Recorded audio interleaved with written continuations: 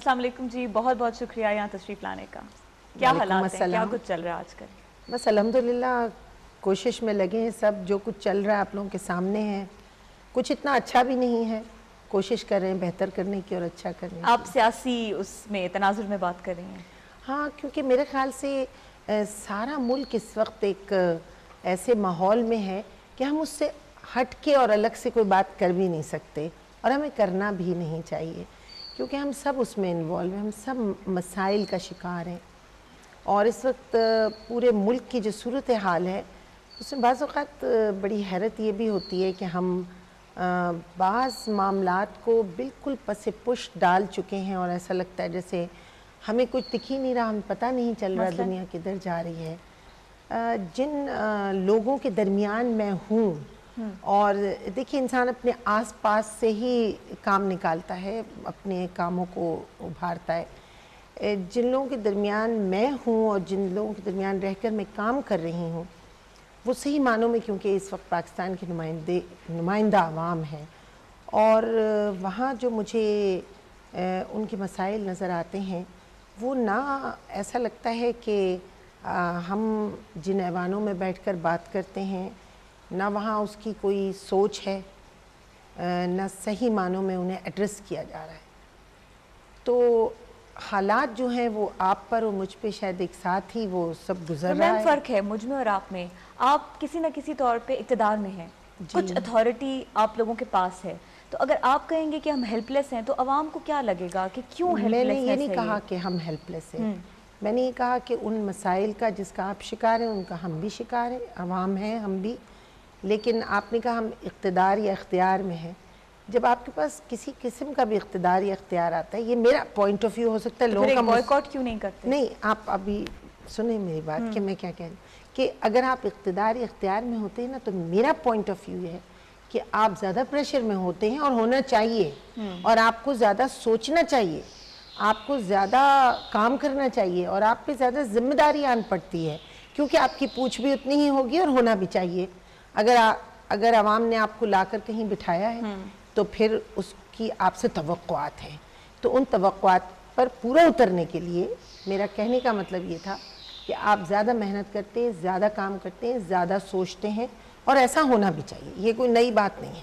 اگر آپ ایسا نہیں کریں گے تو آپ کیوں آ کر بیٹھیں بھائی؟ میرا سوال یہ ہے کہ اس اتھارٹی میں ہونے کے باوجود آپ کو جیسے لگ رہا ہے، آپ کہہ رہی ہیں عوام مشکلات کا شکار ہیں، تو آپ کی پارٹی کی طرف سے، آپ کی طرف سے ایسی کیا اقدامات کیے جا رہے ہیں کہ عوام کے ان مسائل کا حل نکل سکے؟ دیکھیں، اگر آپ ڈائریکٹ صرف پارٹی کا پوچھیں گی تو میں یہ کہوں گی کہ یہ وہ واحد پارٹی ہے پورے پاکستان کے، اس پہ کسی کو اختلاف رائے ہے بھی نہیں. یہ وہ واحد پارٹی ہے جو عوام کی نمائندہ پارٹی ہے، یہ تو سب جانتے ہیں. کیونکہ اس کے جتنے بھی عہدیداران یا جنہیں آپ با اختیار یا با اقتدار لوگ کہہ رہی ہیں، سمجھتے ہیں، وہ تمام کی تمام اسی عوام میں سے اٹھ کر آئے ہیں. ان میں کوئی جاگیردار نہیں، وڈیرا نہیں، چودھری نہیں، خان نہیں، ملک نہیں. وہ سارے کے سارے وہ لوگ ہیں جنہوں نے بسوں میں بھی سفر کیا ہے، جن کے گھروں میں لائٹ نہیں چلی جاتی ہے تو آتی نہیں بعض اوقات، جو نلکا کھولتے ہیں تو پانی نہیں آتا صبح کے وقت. انہوں نے اپنی زندگی اس ماحول میں گزاری. ابھی کہنا چاہ رہی ہیں کہ مڈل کلاس فیملی سے، middle class and lower middle class families سے تعلق رکھنے والے وہ تمام لوگ جو آ کر اس پارٹی میں کچھ کام کرنے کے لیے آگے بڑھتے ہیں، وہ ان مسائل سے گزر چکے ہیں، لہٰذا وہ بہتر طور پہ انہیں ایڈریس کر پاتے ہیں. کنٹراسٹ ہم دیکھتے ہیں کہ جب ہم بات کرتے ہیں کہ ایم کیو ایم ان لوگوں سے مل کر بنی ہے جو کہ مڈل کلاس یا لوور مڈل کلاس فیملیز سے نکل کے آئے ہیں، جن کے پیچھے کوئی جاگیردارانہ نظام نہیں تھا یا ورثے میں ملی ہوئی سیاست نہیں تھی، تو وہ لوگ آ کے ملینئر بن جاتے ہیں. کیا سیاست میں پیسہ بہت ہے؟ اچھا، یہ جو آپ نے کہا ملینئر بن جاتے ہیں، تو پھر اس کا آپ ثبوت بھی پیش کریں اور اس کا آپ مجھے حوالہ بھی دیں. کسی کا نام لے دیں تو میں ان کے حوالے سے بات شروع کروں. جی، آپ کے ایسٹس میں ہم دیکھتے ہیں کہ پچھلے سال جو ڈکلیئر کرتی ہیں اس میں اور اب کے جو ڈکلیئر کرتی ہیں اس میں 17 ملین کا فرق ہے. آپ کے کچھ انٹرویوز میں نے پڑھا کہ آپ نے کہا میں ایک مڈل کلاس فیملی سے بلانگ کرتی ہوں، تو ان کے لیے تو ملین کا لفظ بھی میرے خیال سے پہلی دفعہ ہوتا ہے. تو یہ کیا کہتی ہیں کہ پالیٹکس کے علاوہ کہیں بنایا پیسہ؟ بالکل صحیح کہا. میں نے ایک پروگرام میں آ کر بھی اس بارے میں گفتگو کی تھی کہ میں اس کلاس سے تعلق رکھتی ہوں جس نے بسوں میں سفر کیا، اسکول، کالج، یونیورسٹی تک ہم بسوں میں جاتے رہے. ہمارے والد بھی ہجرت یافتہ فیملی سے تعلق رکھتے تھے، ہم نے بہت محنت کی، سب نے، بچوں نے، سب نے پڑھا، بھائی بہنوں نے، اور اپنے اپنے مقام پر کام کرتے چلے گئے. جس وقت میں نے پارٹی جوائن کی اس وقت بھی میں 2 اسکول رن کر رہی تھی اپنے، اور مجھے دونوں اسکول رن کرتے ہوئے تقریباً 17 سال ہو چکے ہیں. ہوتا یہ ہے کہ آپ اگر کوئی چیز آدھی سنیں اور آدھی نہ سنیں تو اس کا پورا آپ کو متن سمجھ میں نہیں آتا ہے. مثلا جیسے آپ یہ پڑھ لیں کہ جی نماز مت پڑھو، اور اگلا جملہ یہ ہے جب تک کہ تم یہ نہ کرو. تو لوگ کہتے ہیں جی اس میں تو لکھا ہے نماز نہ پڑھو، یا بھائی شراب پی لو، حرام نہیں ہے، یہ بھی لوگ تصور لے کر آ جاتے ہیں، اور اس لیے کہ جب تک تم بہکو مت.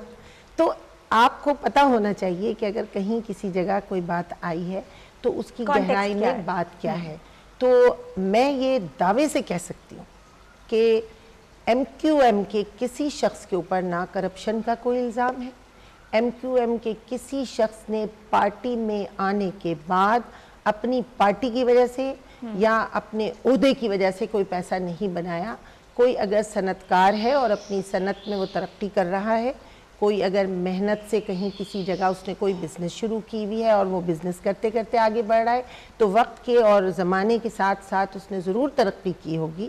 لیکن وہ تمام کے تمام لوگ جو اس وقت ایم این اے ہیں، ایم پی اے ہیں، منسٹرز ہیں، ان کے پیچھے کہیں کسی قسم کا کہیں کوئی کرپشن کا الزام اگر لگا بھی تو وہ بالکل باعزت طریقے سے اس سے بری ہوئے ہیں. اچھا، ایم کیو ایم ایک وہ پارٹی ہے جو کہ ایسے لوگوں کو ٹکٹ دیتی ہے جو کہ پالیٹکس سے نہیں ہوتے. کیا کرائیٹیریا ہے ٹکٹ دینے کا؟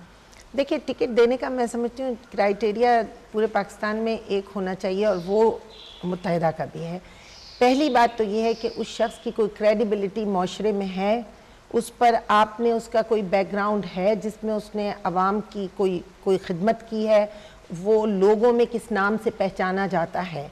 آپ 1400 سال پہلے کی بات کیجئے، حضور اکرم صلی اللہ علیہ وسلم جب آ کر کھڑے ہوئے تو انہوں نے اہل قریش سے یہ پوچھا کہ تم مجھے پہچانتے ہو، تم مجھے جانتے ہو؟ لوگوں نے کہا آپ امین ہیں اور صادق ہیں. لیکن جیسے ہی انہوں نے ایک نظریہ پیش کیا اور جیسے ہی انہوں نے ایک انکار کا علم بلند کیا اور انہوں نے کہا کہ ان بتوں کو مت پوجو اور اللہ ایک ہے، تو وہی امین اور صادق جو تھا وہی شخص اس کے اوپر کتنے بہتان لگائے گئے اور نبی کریم کو پھر جو تکالیف ملیں. تو ہمیشہ یہ ہوتا ہے کہ ایک شخص جس کا معاشرے میں کوئی مقام ہوتا ہے، جس نے بہت محنت سے اپنی کوئی عزت بنائی ہوتی ہے، اس شخص کا کسی بات سے انکار کرنا، کھڑے ہو کر کسی نظریے کا پرچار کرنا، لوگوں میں اس کی جو ایکسیپٹیبلٹی ہے وہ بہت مشکل سے بنتی ہے. اس میں بہت ٹائم لگتا ہے، جو ٹائم آپ کو ہر تحریک میں نظر آئے گا. یعنی ایک بنیادی طور پہ کریڈیبلٹی، آپ کا ایک نام ہونا اور ایسا باعزت امیج ہونا ضروری ہے. ہاں، بالکل، کہ لوگ آپ کی بات کو اہمیت دیں. آپ جہاں کام کرتے ہیں، جن لوگوں کے درمیان ہے، اور ہمارے ہاں ایک بڑا اکاؤنٹیبلٹی ہے ہمارے ہاں. میں اس طرف آتی ہوں. خوشبو شجاعت کو کیا لگتا ہے کہ وہ الیکشن ایم کیو ایم کی وجہ سے جیتی یا اپنے نام کی وجہ سے؟ دیکھیے مجھ سے اکثر لوگ یہ سوال پوچھتے ہیں اور وہ کہتے ہیں، میں آپ سے برملا یہ کہوں گی کہ میں اپنی پارٹی کی وجہ سے الیکشن جیتی، کیونکہ نام آپ کا اور آپ کا کام لوگوں میں پہچانا ہوا ہوتا ہے. لیکن جب آپ کسی پلیٹ فارم سے کھڑے ہوتے ہیں تو وہ پلیٹ فارم بہت امپورٹنٹ ہوتا ہے. اگر اس پلیٹ فارم کو لوگ پسند نہیں کریں گے تو وہ آپ کو بھی ریجیکٹ کر دیں گے، چاہے آپ نے کتنے اچھے کام کیے ہوں.